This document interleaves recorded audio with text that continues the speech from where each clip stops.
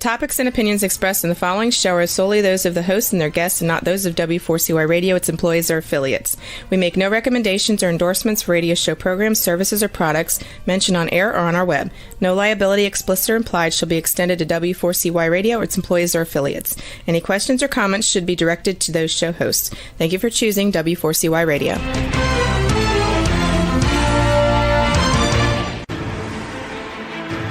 What's working on purpose anyway? Each week, we ponder the answer to this question. People ache for meaning and purpose at work, to contribute their talents passionately and know their lives really matter. They crave being part of an organization that inspires them and helps them grow into realizing their highest potential. Business can be such a force for good in the world, elevating humanity. In our program, we provide guidance and inspiration to help usher in this world we all want, working on purpose. Now, here's your host, Dr. Elise Cortez.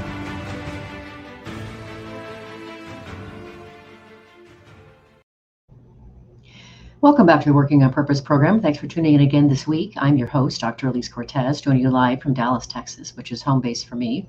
If you don't know me yet, I'm a management consultant specializing in meaning and purpose, organizational logotherapist, inspirational speaker, social scientist, and author. You can learn more about me and how we can work together at elisecortez.com and gusto-now.com. Let me thank my partner and sponsor, WorkProud. We are a perfect collaboration. Everyone wants to know they matter and that the work they do is meaningful and appreciated. WorkProud is a mobile platform built to encourage employees to share stories and recognize each other's contribution. WorkProud empowers HR and business leaders to help company cultures where all employees are inspired to feel proud of their work and proud of their company. You can learn more at workproud.com. With us today are two guests, if we can get them both in. We have Bob Graham. He's the founder of Namaste Direct and Namaste Guatemala, and joins us from San Francisco. He has been a businessman, CPA, philanthropist, and author of 50-50 at 50, Going Just Beyond. Eugenia Duncan is the executive director of Namaste Guatemala and joins us today from Antigua, Guatemala. We'll be talking about why Namaste Direct and Guatemala exist, the work these organizations do to empower businesswomen in Guatemala, and their impact their work is having on the women and their communities. Bob and Eugenia, welcome to Working on Purpose. Bienvenida a Trabajando en Propósito. Hello, Eugenia. Hello, Bob. It's so great to have you. You're so welcome. We are waiting to see if we can get Bob's audio to work. But in the meantime, we're going to start our conversation with Eugenia.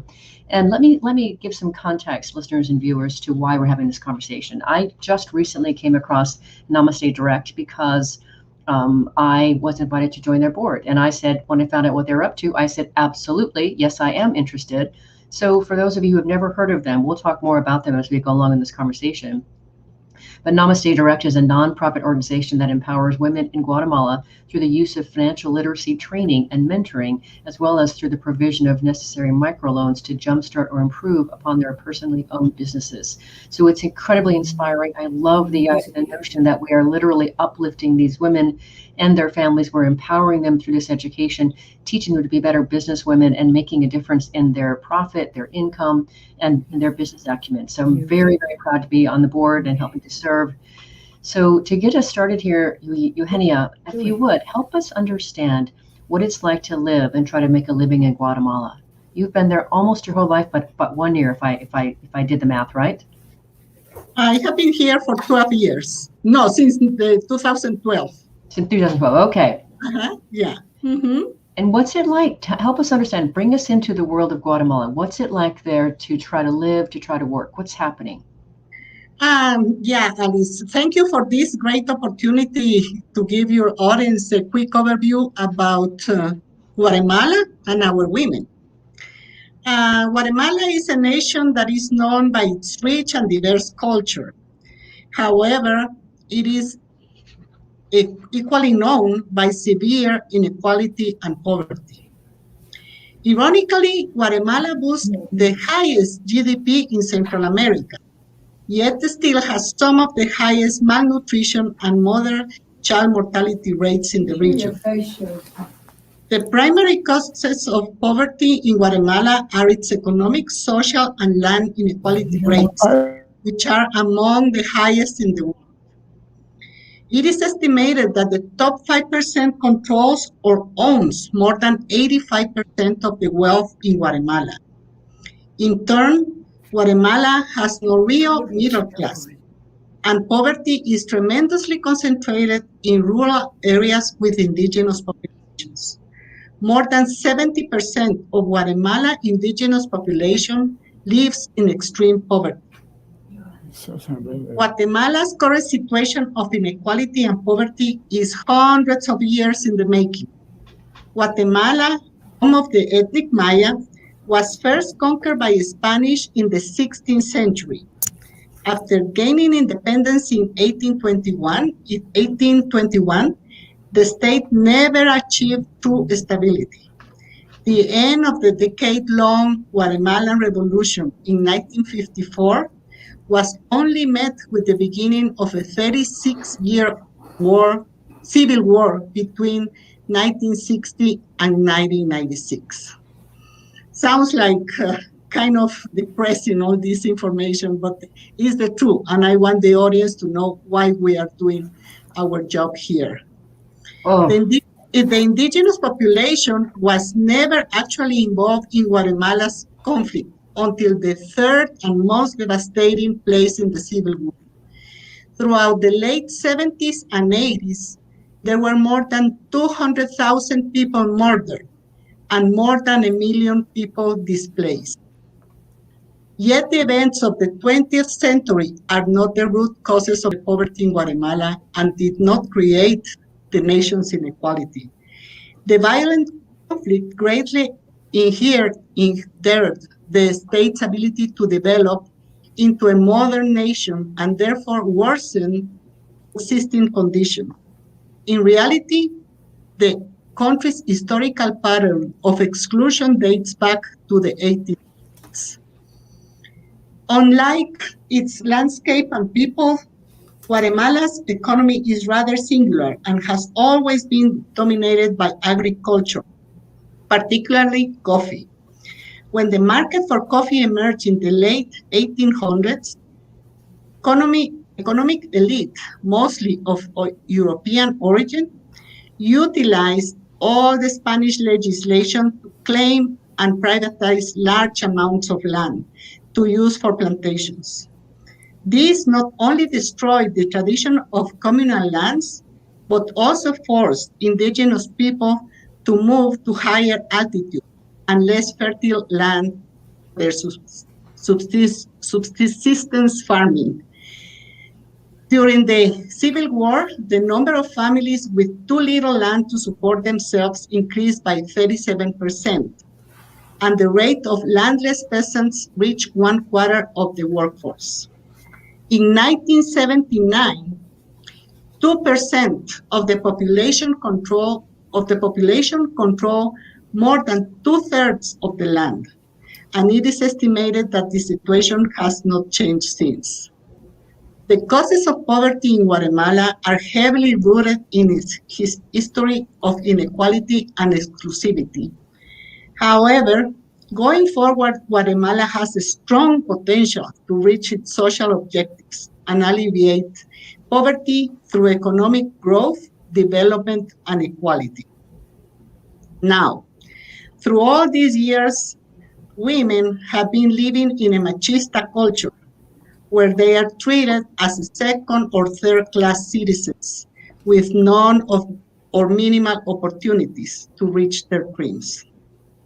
So you can see that this country has been fighting all the time, and that's why we are doing the job that we are doing with women. Oh, Eugenia, that was an incredible historical narration, and one that I wasn't actually expecting, but I'm delighted by. And I want to also say thank you to Eugenia for joining us and being part of this conversation in English. English is your second or third language, and I want to thank you for working with us in English. You're doing beautifully, so thank you. Thank you. So you're welcome. You're so welcome. So Bob, I'm so glad you're able to join us. Thanks for keeping at it, right? Just Great to be here.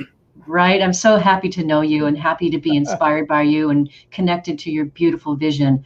And if you could, I want us to be a little bit brief so we can get through this kind of introductory stuff here.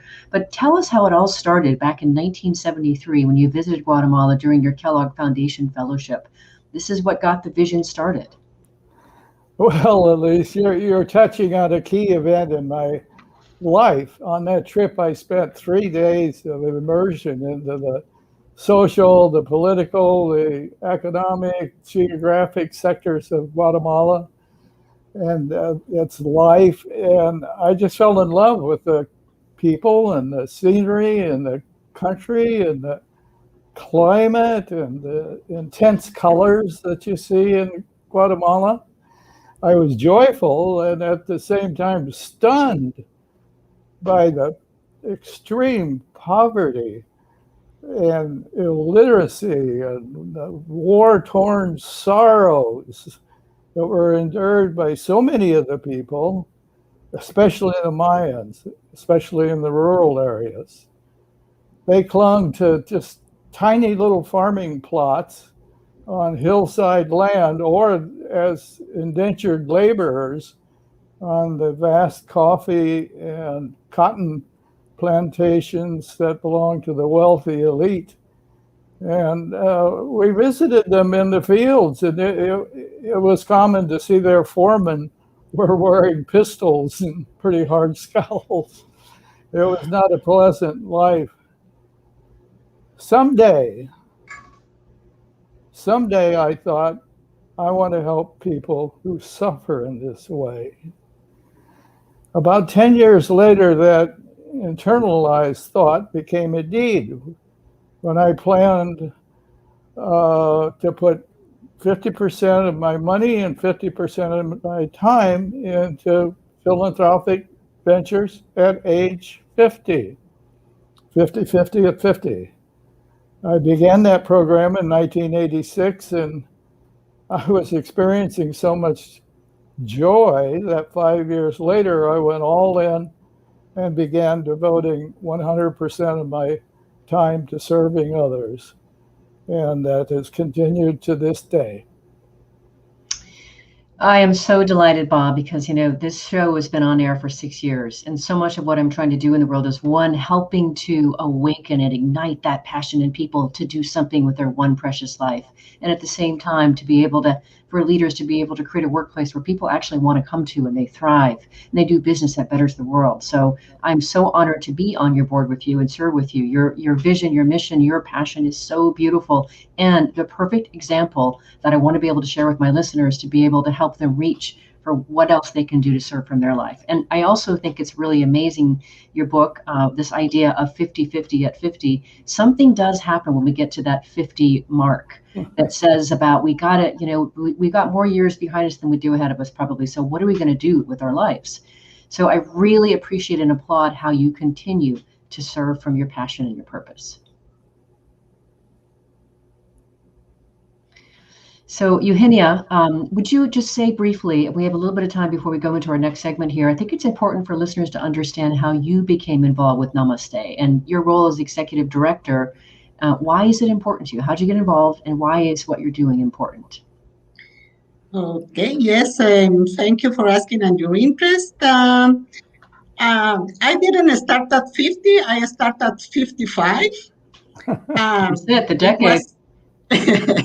In 2011, I was going 55 and I was going to retire after working in a Swiss company called Siva here in Guatemala.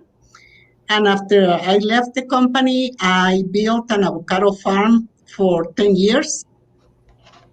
But I felt like I still needed to do something for Guatemala because the country has given me a lot. I was able to raise by myself 3 children, and I was in a safe economical situation. So I asked myself, who is going to give a job to this woman 55 years old in Guatemala, where they are always looking for young people? And that was the big question mark I had. Every night I went to bed and thinking, am I in an impossible dream or what? So then, as you know, destiny, I had the opportunity to meet Bob through a person here in Antigua, and he gave me the job. I had experience in database and analysis, And Namaste was starting to use the basis to analyze the results they had over the years before 2011. So now, as executive director, I work with a team of 10 colleagues, and we are always looking for opportunities to help our microentrepreneurs in areas we work. Regionally, like Zacatepeques, Chimaltenango, the departments of the country, and looking for new opportunities to grow. I like my work because I have always thought we should help our poor people. How we have to help them to fish and not give them the fish. That's something that I always say. We should not create dependency, but make them value themselves for what they are capable of doing. And that's exactly what we are doing. There is no price for the smiles and gratitude you see of the women of the program for what they have learned through the education and advisory. They feel supported and that we value what they are really doing to survive and to help their families. They learn also to love themselves as women and their role in the family. So that's why I like working with Namaste, because of the value we are giving to each of the women we have been working with. That is so beautiful, Eugenia, and I can't wait to be up by your side working with you in the trenches. And on that note, let's grab our first break. I'm your host, Dr. Elise Cortez. We've been on the air with Bob Graham of Namaste Direct and Eugenia Duncan of Namaste Guatemala. We've been talking about why this organization exists. What's the vision that they're out to accomplish? After the break, we're going to get into what they actually do to help serve women. Stay with us. We'll be right back. Thank you.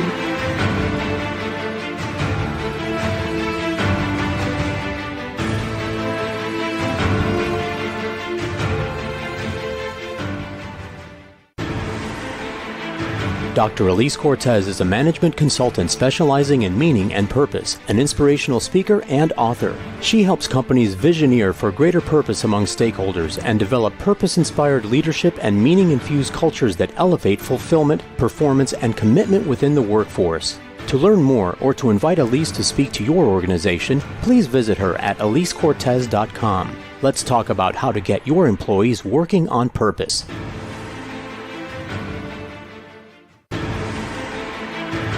This is Working on Purpose with Dr. Elise Cortez. To reach our program today or to open a conversation with Elise, send an email to Elise, A-L-I-S-E, at elisecortez.com. Now, back to Working on Purpose.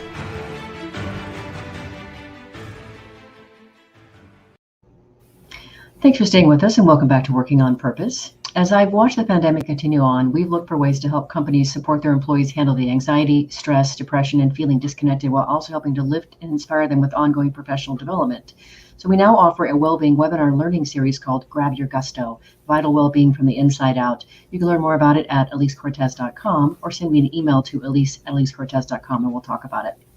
If you're just joining the program, my guests today are Eugenia Duncan, Executive Director of Namaste Guatemala, calling in from Antigua, Guatemala, and Bob Graham, founder of Namaste Direct in Guatemala, calling in from San Francisco. I'm your host, Dr. Elise Cortez.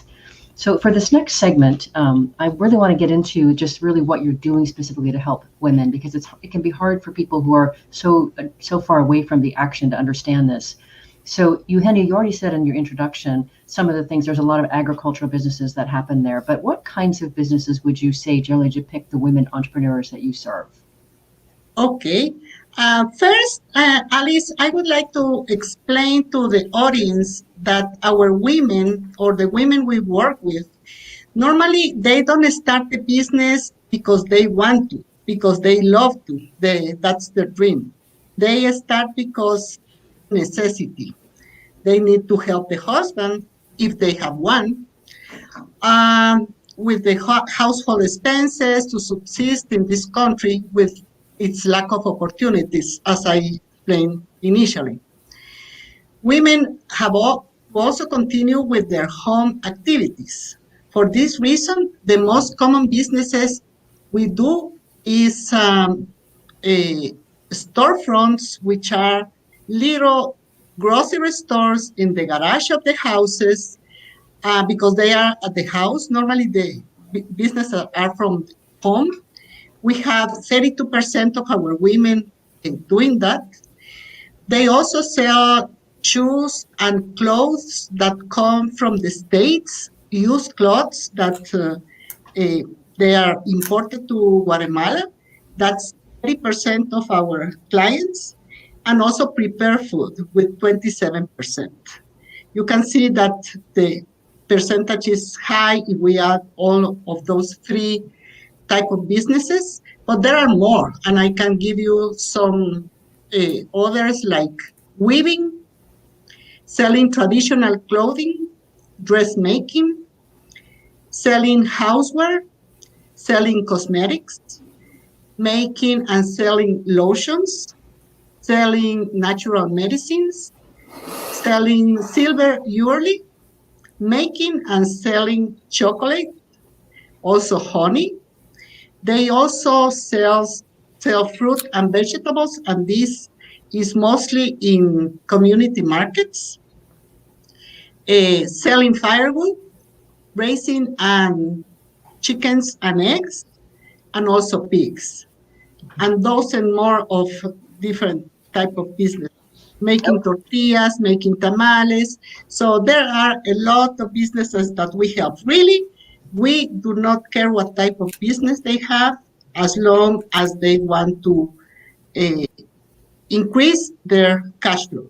Mm-hmm. Excellent. That is an incredible variety. Okay, so now I want to get into just some of the more of the programs and such. But before we do that, Bob, we didn't get a chance at the first part to really sort of present your background. Would you just very briefly just help our listeners understand the background that you had before I ask you about some of the financial literacy work that you do, so that they can understand that? Well, my background is I was a CPA, and as a CPA, really formulated some strong views about how to do effective business. People have often asked me, why did you become a CPA? And so I have to tell a little story, because I can actually remember when I decided to be a CPA, and that was at age 16, and I was living in a small town in Red Oak, Iowa, and junior in high school, and stopped at my dad's insurance agency one evening after school and noticed that there was a stranger working in one of the spare offices, and I asked my dad, who is that guy?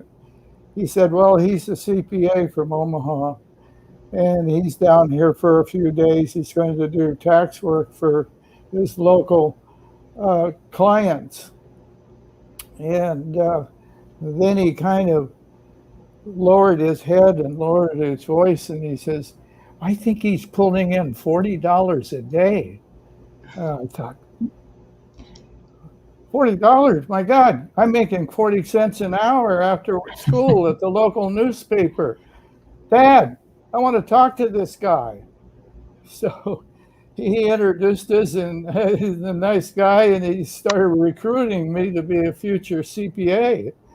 And so I made up my mind. That is what I was going to do, and I entered the profession right out of college in '59. I became the youngest CPA in California in 1961. 2 years later, and ultimately became a partner in an international CPA firm. And before I went into business, that I loved being a CPA, you know. And how has that affected my work? Well, I've read that the characteristics of a successful CPA includes accountability, determination, innovation, reliability, organizational skills, and a small dose of perfectionism. And I think that you can see those attributes in Namaste's DNA. Mm-hmm. By the way, I love how you tell that story in your book. It's delightful. And your book is really one part memoir, one part inspiration, and there's many other parts that I could speak to, but it's beautiful. So let me just applaud that first. Okay, so I want to make sure that our listeners understand that you provide financial literacy to the women business owners. You also provide mentorship. I also want to quickly acknowledge the comment. Melanie Aguejo has joined us here. I won't read the comment just now, but I just want to make sure that Melanie, we hear you. Thank you so much for joining the conversation. We will absolutely address your comment, probably off air, but thank you so much for listening for us. So Bob, help us understand a bit about how Namaste Direct addresses financial literacy for the women business owners. What's the program? Great. Financial literacy is really a basic building block.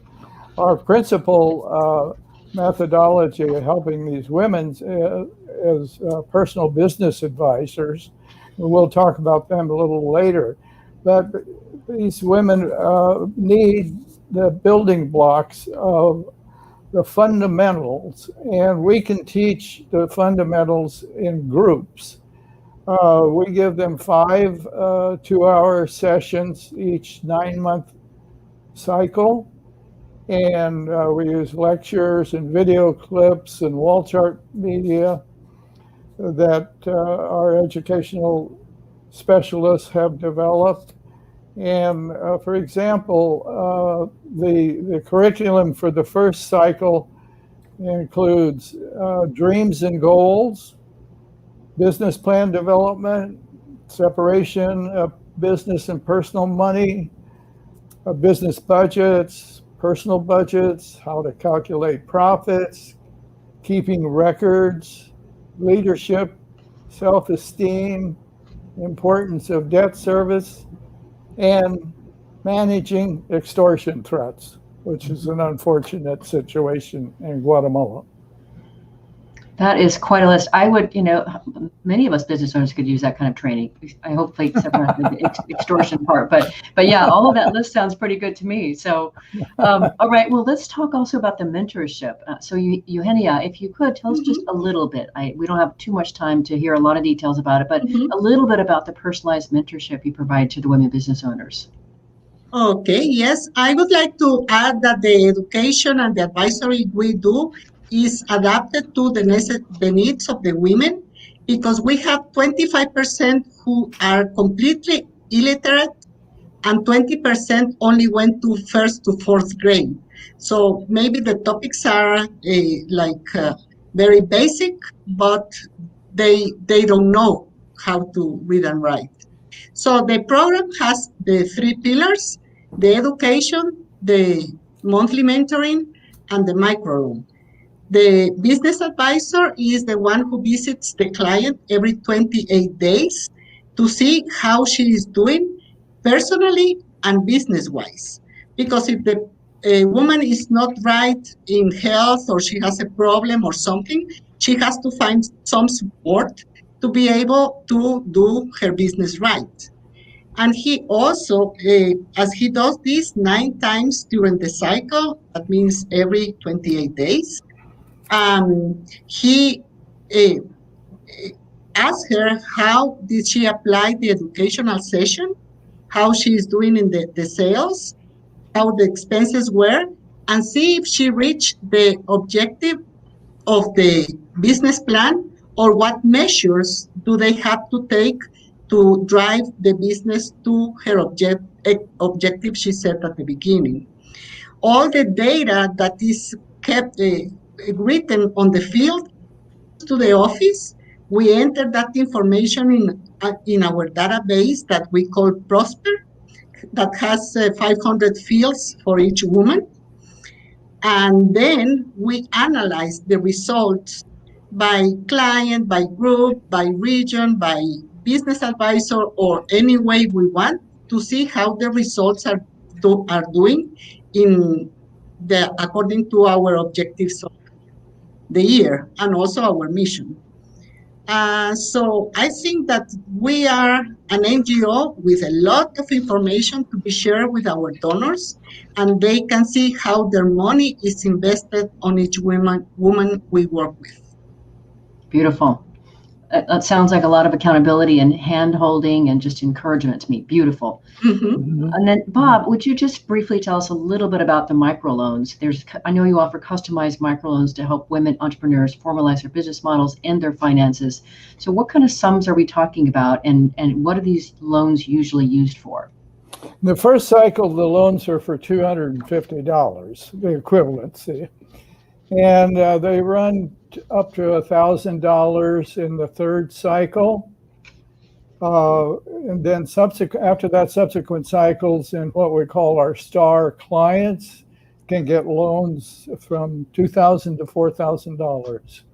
They're repayable in 9 equal monthly installments, together with interest at the lowest Guatemalan microfinance interest rate of 2% a month, along with a 2% loan guarantee fee. Assuming successful repayment by the clients, that money is returned. We're a great believer in savings, and we have to encourage savings, we have a Namaste Savings Club where we match the client's contributions dollar for dollar. Pretty good match, I would say. And I'm happy to report, even with the evil effects of COVID, that the women at this time are successfully completing their loans for 91.7% of the time. Eugenia gave you examples of what these loans are funding, and they're so varied that sometimes I think the women are following the old business adage of find a need and fill it. The most innovative business that I have seen was owned by a woman in Honduras, and she had a very successful lottery. I said, "What's the secret of your success running a lottery?" And she says, "Look," she says, people love lotteries, and I have a great advantage over the government lottery because I'm giving out prizes that my clients and customers want. I go around, I ask them, what would you like to win? And then I buy that prize and put them in the lottery. That is brilliant. That is brilliant. Innovative. Mm-hmm. Let's grab our last break here. I'm Dr. Elise Cortez, your host. We've been on the air with Bob Graham of Namaste Direct and Eugenia Duncan of Namaste Guatemala. We've been talking about what these organizations do to help women in Guatemala. After the break, you're going to learn more about the actual impact of how this organization and these people matter. Stay with us. We'll be right back.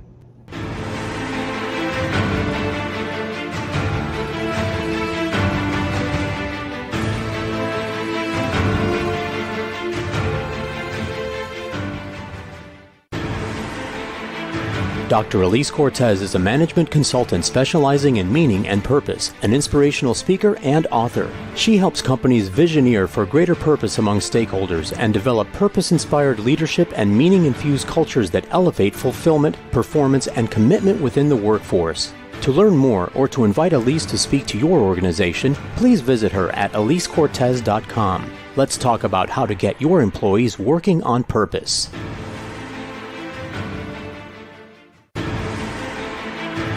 This is Working on Purpose with Dr. Elise Cortez. To reach our program today or to open a conversation with Elise, send an email to Elise, A-L-I-S-E, at elisecortez.com. Now, back to Working on Purpose.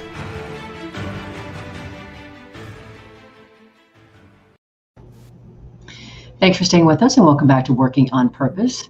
I mentioned it after the first break about the Grab Your Gusto Wellbeing webinar learning series. The content of this program is adapted from part 1 of my recently published book called Purpose Ignited: How Inspiring Leaders Ignite Passion and Elevate Cause.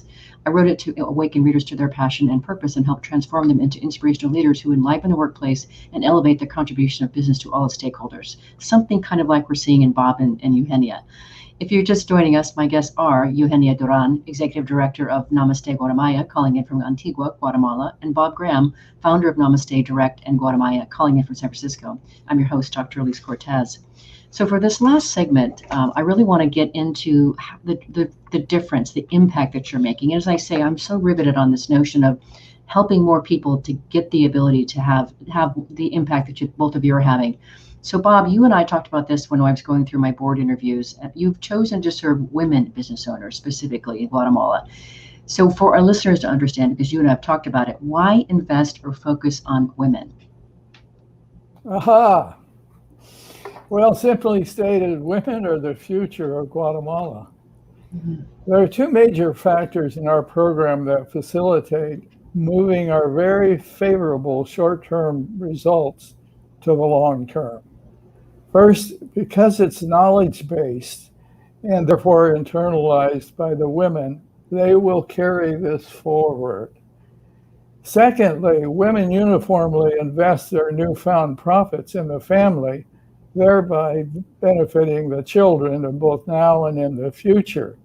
A study in Guatemala showed that women are 14 times more likely than their male companions to invest extra income in household expenditures such as food, medicines, and shelter, all of which benefit the children. They uniformly spend 90 to 95% of their increased money on the family as compared to 10% by males. Here's another thing.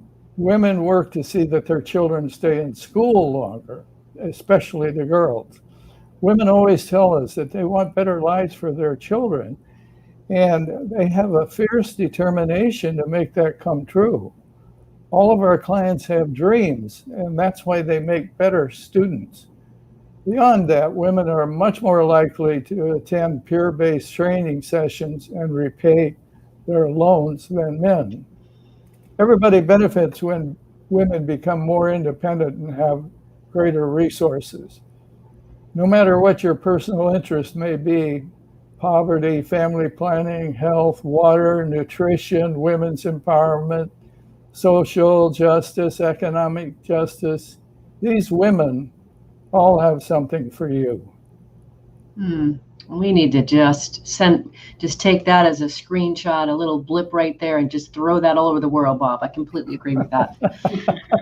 So far, you have trained over 4,000 women since 2008 through the Namaste Business Development Program. I think that's an incredible way to spend your one precious life, as we've been talking about. I'd love to hear from each of you just briefly. What does that mean for you? First of all, I am glad I met Bob. He's a person with a great heart, capable of inspire anyone who is able to listen to his story and how much he loves Guatemala and the working women. He understood from the very beginning how their lives were and how much struggle they have in the society. I am proud to say I work with him and that the objective of my life is done. Now that I have been able to conduct through our colleagues a better life for thousands of women and their families. The lessons for the children from their mother's experience being a great microentrepreneur who was able to send them to school, college, and probably to the university is the seed for a better Guatemala. That's all. That's my real feelings. So beautiful. So worth it. Yeah, from my standpoint, at least, our work is very enjoyable. It generates satisfaction and it serves the purpose that's higher than the self. It provides a vehicle for the expression of love. Therefore, it provides a vehicle for the expression of love. That's another film clip. It certainly is. Yeah. It provides a life of happiness, which is something that we all need and desire. Oh, beautiful. So one of the other things that you and the three of us have talked about here is you report that over the last 5 years, there's been a 44% increase in micro entrepreneurs' monthly income for each 9-month loan and education cycle completed. So that's amazing already. So paint a picture for us how this improves the lives of these Guatemalan entrepreneurs. Could you speak to that, Eugenia? Yes, I am going to give you a real example of one of the women we have worked with. Her name is Salva Luz. When she became part of the program, she recently had a stroke and her left part of the face was paralyzed. And besides that, she was also living with an alcoholic husband. And she had 3 boys and a little store where she was making $346 a month. When she finished her first cycle with us, she was making $796. That means that she doubled her profits. In her next cycle, she maintained her $800 a month profit rate, but that what she was doing, she was investing and thinking in new areas where she can grow her business. And also she was participating in the conference and learned how to handle her alcoholic husband. So she was doing better in business. So in her third cycle, she became part of the program we call STARS. And she had, besides the store that she made it bigger, created a hardware store because there were a lot of constructions in her hometown. And she noticed that the people had to go to Antigua and they could easily buy it from her. She made a deal with a bank where she was able to pay checks, receive payments for bills, and she got the commission from that. She also made tortillas, so she created a lot of different business. And when she finished that cycle in 2014, her monthly profit was $3,105 a month. That is 900% more from her starting profit in 2011. And with this profit, she was able to pay for a cornea operation that one of her sons needed without getting involved in another loan from a bank or from us or whatever. She learned how to save, how to pay, and she was able to do that. So she is doing great with her business. Unfortunately, she recently had a motorcycle accident here in Guatemala, but as she delegated part of the business to the kids so they are able to continue if she is not there, I bet her business are doing great. So we are convinced that the monthly advisory and the financial education is the one that helped her how to create this great business that she is having now. I'm going to just guess she's pretty happy she met Namaste Direct. Just going to guess. Okay, so we're coming close to the end of the show here, but one more piece of the financial piece that I really want to cover for our listeners and viewers here. So Bob, you report a 250% return on money invested. So for every $100 Namaste spends on training, the first year after her training, each woman earns more than $250 in profits. So that is really quite interesting. Help us better understand why that is so important and what that means. Well, this ROI metric is important to the women because it's important to many of our donors. In other words, as the desire for tangible results has increased in the world of philanthropy, more giving is being directed accordingly. This means that more Guatemalan women are able to get our life-changing education because we attract more donations. So our donors, in effect, are affirmed in their decision by this ROI. You remember the adage, we move in emotion and we rest in reason. So this is this is the resting. The ROI provides that resting, and a 250% return is handsome indeed. But remember, this is year after year as knowledge doesn't depreciate. So the cumulative return is really the stuff of a venture capitalist dream. Right alongside the women's dreams. That's so beautiful. Well, we didn't get a chance to cover it in the last segment. We do have a little bit of time here. So I would like to talk a little bit about the annual business conference that you put on for the women entrepreneurs. What I find amazing about what I think I know about it so far is this is when the women come to this, one, it might be the first time they've ever been away from their families and spent a night or a time away. And now they're gathering with other women to talk about and learn about their businesses. So what are, and I know this year is probably going to be virtual again, and I'm thrilled to be part of it, but tell us a little bit about this business conference. Every year, about 2020 and 2021, we invite 100 women from our Creating Prosperity program to this event. It is a big challenge to reach this number here in Guatemala, because living in a machista country where men are not supposed to take care of children, cook, or be responsible for them for three days, many cannot participate. However, we normally reach about 90% of the objective every year, which is a significant number for us.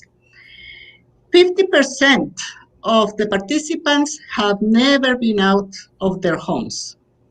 You have to see their faces when they are treated like queens in a 5-star hotel in Lake Atitlan, which is the most beautiful of the world, with free meals, meeting new people who are in the same situation as them, and learning new business and personal skills.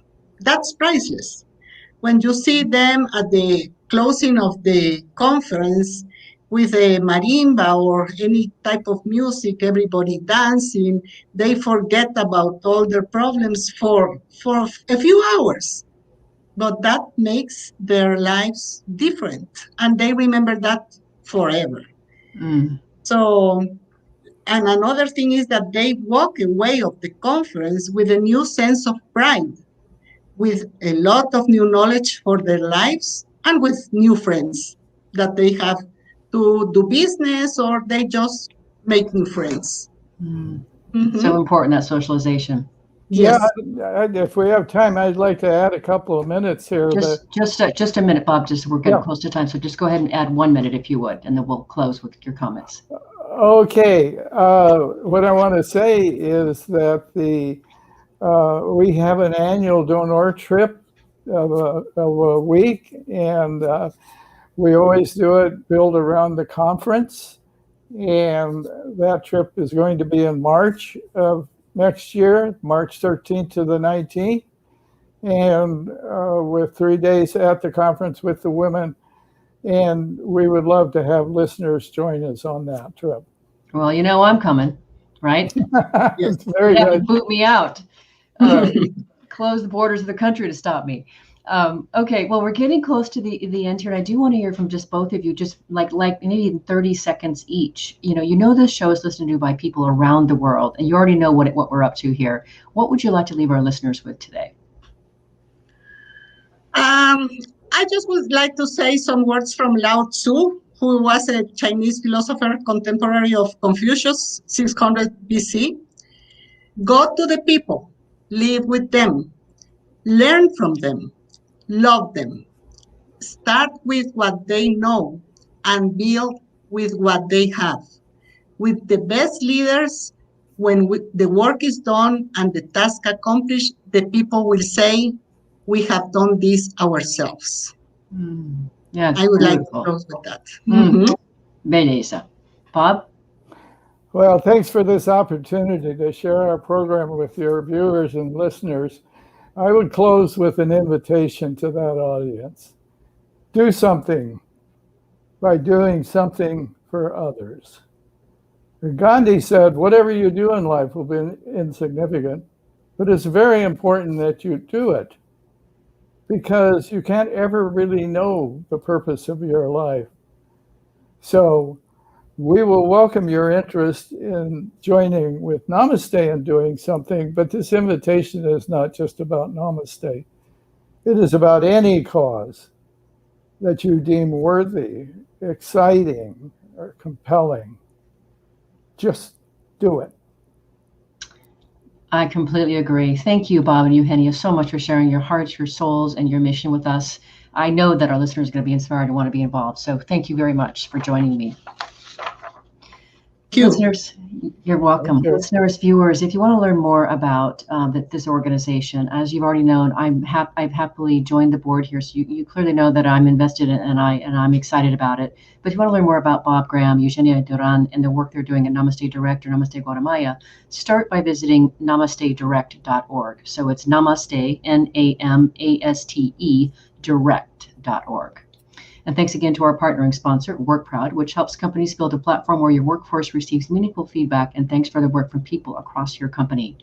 Last week, if you missed the live show, you can always catch it via recorded podcast. We were on the air with Frank Calderoni, who is the chairman and CEO of Anaplan and the author of Upstanding, How Company Character Catalyzes Loyalty, Agility, and Hypergrowth, in which he argues that a company-led culture is not just good for reputation, but integral to the strategy of every winning company. Next week, we'll be on the air with Susan Lucci talking about her work as a purpose guide, helping presence purpose in the world. See you there. Remember that work is at least a third of our life, so let's work on purpose. We hope you've enjoyed this week's program. Be sure to tune into Working on Purpose, featuring your host, Dr. Elise Cortez, each week on W4CY. Together, we'll create a world where business operates conscientiously, leadership inspires impassioned performance, and employees are fulfilled in work that provides the meaning and purpose they crave. See you there. Let's work on purpose.